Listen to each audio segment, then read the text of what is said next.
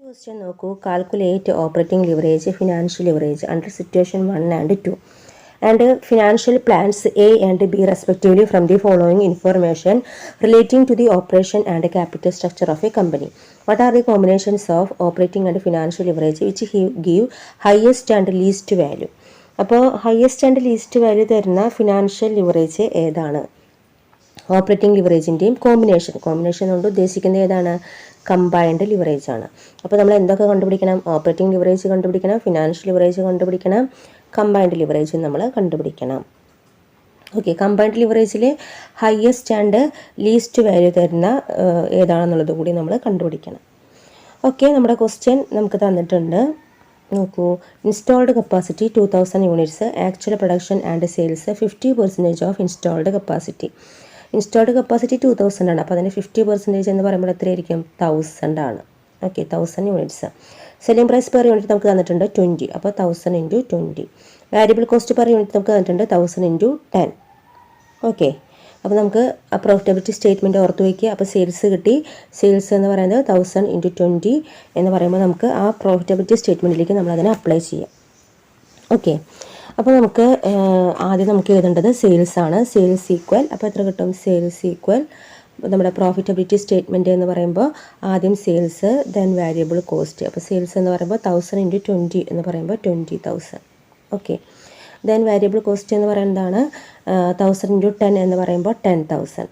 അപ്പോൾ നമുക്കത് മൈനസ് ചെയ്യുമ്പോൾ എത്ര കിട്ടും? 10,000. ഇതാണ് നമ്മുടെ കോൺട്രിബ്യൂഷൻ എന്ന് പറയുന്നത്. Contribution equal 10,000.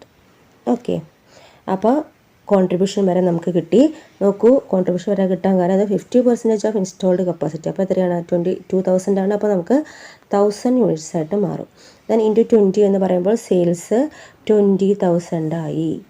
Then less variable cost ആണ്. വാരിയബിൾ കോസ്റ്റ് 10 ആണ്. അപ്പോൾ 10,000 × 10 എന്ന് പറയുമ്പോൾ 10,000 കിട്ടും. സെയിൽസിന് വാരിയബിൾ കോസ്റ്റ് പോയി കഴിഞ്ഞാൽ നമുക്ക് കിട്ടുന്നതാണ് കോൺട്രിബ്യൂഷൻ, ദാറ്റ് ഈസ് 10,000. ദെൻ നമ്മൾ ഫിക്സഡ് കോസ്റ്റ് മൈനസ് ചെയ്യാം. നോക്കൂ, ഇനി ഫിക്സഡ് കോസ്റ്റ് പറയുന്നുണ്ട് സിറ്റുവേഷൻ 1ൻ്റെ കേസിലും സിറ്റുവേഷൻ 2ൻ്റെ കേസിലും കോൺട്രിബ്യൂഷൻ നമുക്ക് പറയുന്നുണ്ട്. അപ്പോൾ നമുക്കത് സെപ്പറേറ്റ് ചെയ്യണം.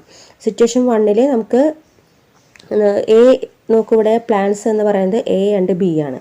അപ്പോൾ എ ആൻഡ് ബിയുടെ കേസിൽ എയുടെ കേസിലും സിറ്റുവേഷൻ 1 സിറ്റുവേഷൻ 2 ഉണ്ട്, ബിയുടെ കേസിലും സിറ്റുവേഷൻ 1 സിറ്റുവേഷൻ 2 ഉണ്ട്. അപ്പോൾ സിറ്റുവേഷൻ 1ൻ്റെ കേസിലുള്ള ഫിക്സഡ് കോസ്റ്റാണ് എത്ര? 4,000 എന്ന് പറയുന്നത്. അപ്പോൾ ഫിക്സഡ് കോസ്റ്റ് ഇവിടെ 4,000 വരും. നമ്മളത് കോൺട്രിബ്യൂഷനിൽ നിന്ന് മൈനസ് ചെയ്യുക. ഫിക്സഡ് കോസ്റ്റ് എന്ന് പറയുന്നത് സിറ്റുവേഷൻ 2ലാണെങ്കിൽ ഇവിടെ വരിക 5,000 ആണ് എയുടെ കേസിൽ. ബിയുടെ കേസിൽ സിറ്റുവേഷൻ 1, അപ്പോൾ ഇവിടെ കോൺട്രിബ്യൂഷൻ നമുക്ക് നേരത്തെ കിട്ടിയിട്ടുണ്ട്. 1000 നിന്ന് നമ്മൾ മൈനസ് ചെയ്യുക. ഓക്കെ, 10,000 നമ്മൾ മൈനസ് ചെയ്യുക. 10,000 നിന്ന് 4,000 മൈനസ് ചെയ്യണം. 10,000 നിന്ന് 5,000 മൈനസ് ചെയ്യുക.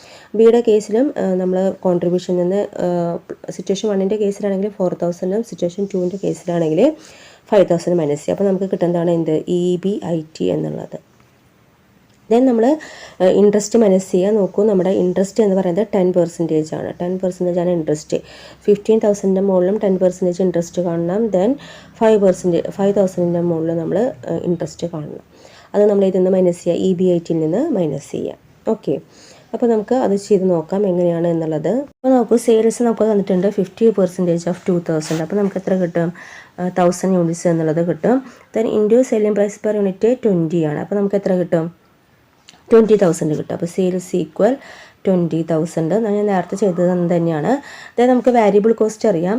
എത്രയാണ് വാരിയബിൾ കോസ്റ്റ് എന്ന് പറയുന്നത്? 10 ആണ്. അപ്പോൾ വാരിയബിൾ കോസ്റ്റ് മൈനസ് ചെയ്യുക. അപ്പോൾ നമുക്ക് 10,000.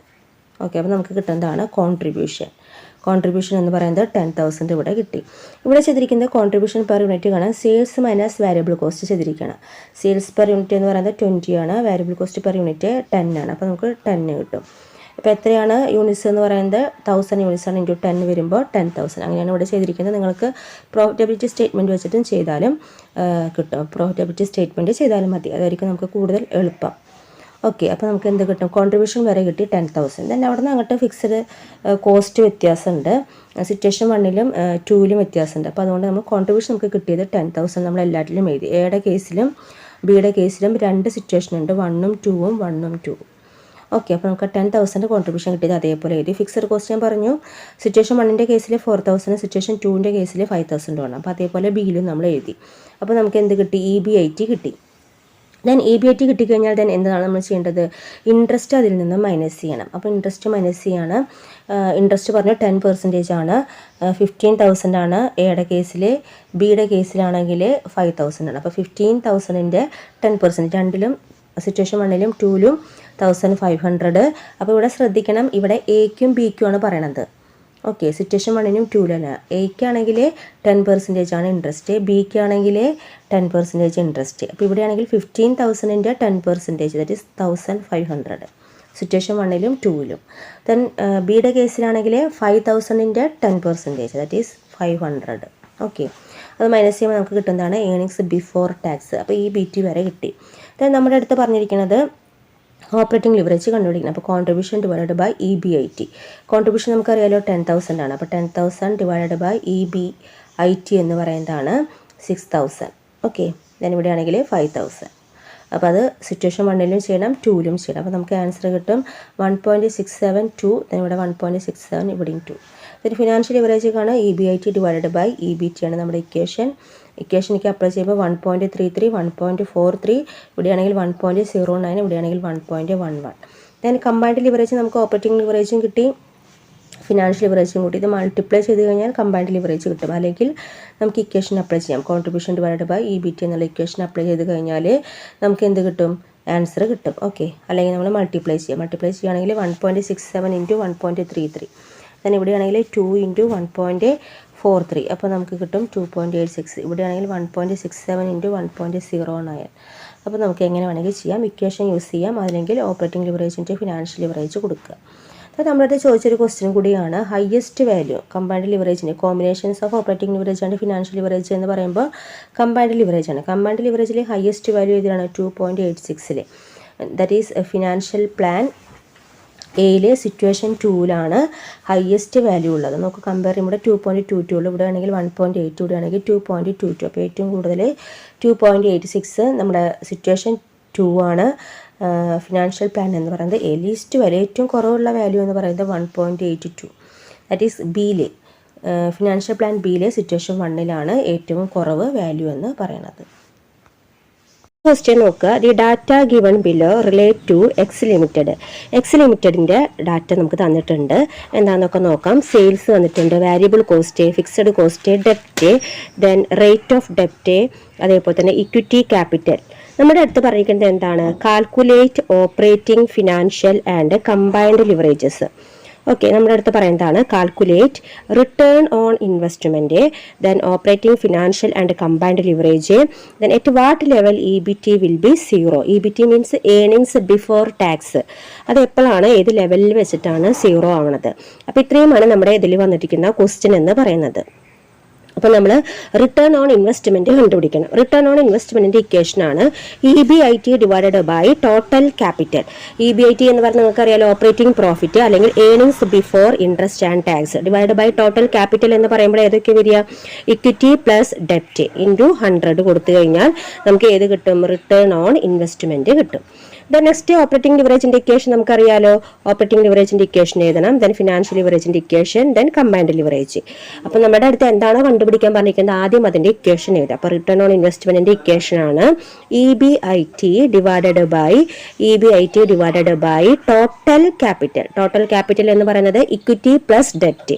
അപ്പോൾ ഈ നമ്മുടെ ക്വസ്റ്റ്യനിൽ ഇക്വിറ്റി എത്രയുണ്ട്, ഡെപ്റ്റ് എത്രയുണ്ട് എന്നുള്ളത് നോക്കണം. ഡെപ്റ്റ് തന്നിട്ടുണ്ട് 45 ലാക്കാണ് ഡെപ്റ്റ് എന്ന് പറയുന്നത്, ഇക്വിറ്റി എന്ന് പറയുന്നതാണ് 55 ലാക്ക്. അപ്പോൾ 45 പ്ലസ് 55 അതാണ് ഇത് ടോട്ടൽ ക്യാപിറ്റൽ എന്നുകൊണ്ട് ഉദ്ദേശിക്കുന്നത്. അപ്പോൾ നമുക്ക് പ്രോഫിറ്റബിലിറ്റി സ്റ്റേറ്റ്മെൻറ്റ് നമ്മൾ ആദ്യം റെഡിയാക്കണം, എന്നാലാണ് നമുക്ക് EBIT ഒക്കെ നമുക്ക് അറിയുള്ളൂ, അതേപോലെ തന്നെ EBT ഒക്കെ നമുക്ക് അറിയുള്ളൂ. അപ്പോൾ നോക്കുമ്പോൾ നമുക്ക് എന്തൊക്കെ തന്നിട്ടുണ്ട്? സെയിൽസ് തന്നിട്ടുണ്ട്, വാരിയബിൾ കോസ്റ്റ്. അപ്പോൾ നമ്മൾ ആ പ്രോഫിറ്റബിലിറ്റി സ്റ്റേറ്റ്മെൻറ്റ് എങ്ങനെ റെഡിയാക്കുക? Sales minus variable cost. അപ്പോൾ നമുക്ക് കിട്ടേണ്ടതാണ് എന്ത്? കോൺട്രിബ്യൂഷൻ കിട്ടിക്കഴിഞ്ഞാൽ നെക്സ്റ്റ് നമുക്ക് മൈനസ് ഫിക്സഡ് കോസ്റ്റ്. ഓക്കെ, അപ്പോൾ മൈനസ് ഫിക്സഡ് കോസ്റ്റ് നമുക്ക് ഫിക്സഡ് കോസ്റ്റ് മൈനസ് നമുക്ക് കിട്ടുന്നതാണ് EBIT. ഓക്കെ, അപ്പോൾ നമുക്ക് പ്രോഫിറ്റബിലിറ്റി സ്റ്റേറ്റ്മെൻറ്റ് നോക്കാം എങ്ങനെയാണ് എന്നുള്ളത്. നോക്കൂ, സെയിൽസ് ഞാൻ ഇവിടെ ചെയ്തിട്ടുണ്ട്. അപ്പോൾ ആദ്യം നമ്മളത് ചെയ്യണം. Profitability statement sales 75 lakh less variable cost. അപ്പോൾ നമുക്ക് കിട്ടുന്നതാണ് contribution 33 lakh. Then fixed cost minus ചെയ്ത് കഴിഞ്ഞാൽ നമുക്ക് EBIT കിട്ടുന്നതാണ് 25 ലാക്ക്. ദെൻ ഇൻട്രസ്റ്റ് നമ്മൾ മൈനസ് ചെയ്യുക. ഇവിടെ പറയുന്നുണ്ട് റേറ്റ് ഓഫ് ഇൻട്രസ്റ്റ് എന്ന് പറയുന്നത് 9% ആണ്. അപ്പോൾ ടോട്ടൽ നമുക്ക് ഡെപ്റ്റ് ഉള്ളത് എത്രയാണ്? ടോട്ടൽ ഡെപ്റ്റ് എന്ന് പറയുന്നത് 45 ലാക്ക്. 45 ലാക്ക് ഇവിടെ കാണുന്നുണ്ട്. 45 ലാക്ക് അതിൻ്റെ 9%, അതാണ് നമ്മുടെ ഇൻട്രസ്റ്റ് റേറ്റ് എന്ന് പറയുന്നത്. അപ്പോൾ ഇൻട്രസ്റ്റ് റേറ്റ് 45ൻ്റെ 9% എന്ന് പറയുന്നതാണ് 4,05,000. അത് നമ്മൾ മൈനസ് ചെയ്യുക, ഇൻട്രസ്റ്റ് നമ്മൾ മൈനസ് ചെയ്യുക. അപ്പോൾ ഇൻട്രസ്റ്റ് മൈനസ് ചെയ്യുമ്പോൾ നമുക്ക് കിട്ടുന്നതാണ് EBT എന്ന് പറയുന്നത് 22,95,000. അപ്പോൾ നമുക്ക് ഏതൊക്കെ കിട്ടി? നമുക്ക് പ്രോഫിറ്റബിലിറ്റി സ്റ്റേറ്റ്മെന്റ് ചെയ്യുമ്പോൾ കോൺട്രിബ്യൂഷൻ കിട്ടി, EBIT കിട്ടി, EBT കിട്ടി. ദെൻ നമ്മുടെ ഫസ്റ്റ് ഇക്വേഷൻ എന്താണ്? റിട്ടേൺ ഓൺ ഇൻവെസ്റ്റ്മെന്റ് ആണ് കണ്ടത്. അപ്പോൾ റിട്ടേൺ ഓൺ ഇൻവെസ്റ്റ്മെന്റ് എന്ന് പറയുന്നതാണ് EBIT മൈനസ് ടോട്ടൽ ക്യാപിറ്റൽ എന്ന്. അപ്പോൾ EBIT നമുക്കിവിടെ കിട്ടിയില്ല 27 ലാക്ക്. അപ്പോൾ 27 lakh divided by total capital എന്ന് പറയുന്നത് ഇക്വിറ്റി പ്ലസ് ഡെപ്റ്റ്. ഓക്കെ, 45 ലാക്ക് പ്ലസ് 55 ലാക്ക്, അതാണ് 27 lakh EBIT divided by 45 plus 55 into 100. അപ്പോൾ ഈ 27% ആണ് എന്ത്? റിട്ടേൺ ഓൺ ഇൻവെസ്റ്റ്മെന്റ് എന്ന് പറയുന്നത്. അപ്പോൾ എപ്പോഴും നമ്മൾ ഈ പ്രോഫിറ്റബിലിറ്റി സ്റ്റേറ്റ്മെന്റ് തയ്യാറാക്കുക. ഓക്കെ, അപ്പോഴാണ് നമുക്ക് പെട്ടെന്ന് ഇക്വേഷനിലേക്ക് നമുക്ക് അപ്ലൈ ചെയ്യാനായിട്ട് പറ്റുള്ളൂ. ദെൻ നമ്മൾ സെക്കൻഡ് പറയുന്നുണ്ട്, പിന്നെ നമുക്ക് അറിയാൻ തന്നെയാണ് operating leverage, financial leverage, combined leverage കണ്ടുപിടിക്കാനായിട്ട്. അപ്പോൾ നമ്മൾ ഇക്വേഷൻസ് അപ്ലൈ ചെയ്യാം. നമുക്ക് ഫിനാൻഷ്യൽ ലിവറേജ് കണ്ടുപിടിക്കാനുള്ള ഇക്വേഷൻ, അതേപോലെ തന്നെ ഓപ്പറേറ്റിംഗ് ലിവറേജ് കണ്ടുപിടിക്കാനുള്ള ഇക്വേഷൻ, ഇതൊക്കെ നമുക്ക് അറിയാവുന്നതാണ്. അപ്പോൾ അത് നമ്മൾ ആ ഇക്വേഷനിലേക്ക് ജസ്റ്റ് ഒന്ന് അപ്ലൈ ചെയ്ത് കൊടുത്താലായിട്ട് മതി. ഫസ്റ്റ് നമുക്ക് നോക്കാം ഓപ്പറേറ്റിംഗ് ലിവറേജ് എന്ന് പറയുന്നത് കോൺട്രിബ്യൂഷൻ ഡിവൈഡ് ബൈ EBIT ആണ് നമ്മുടെ ഇക്വേഷൻ എന്ന് പറയുന്നത്.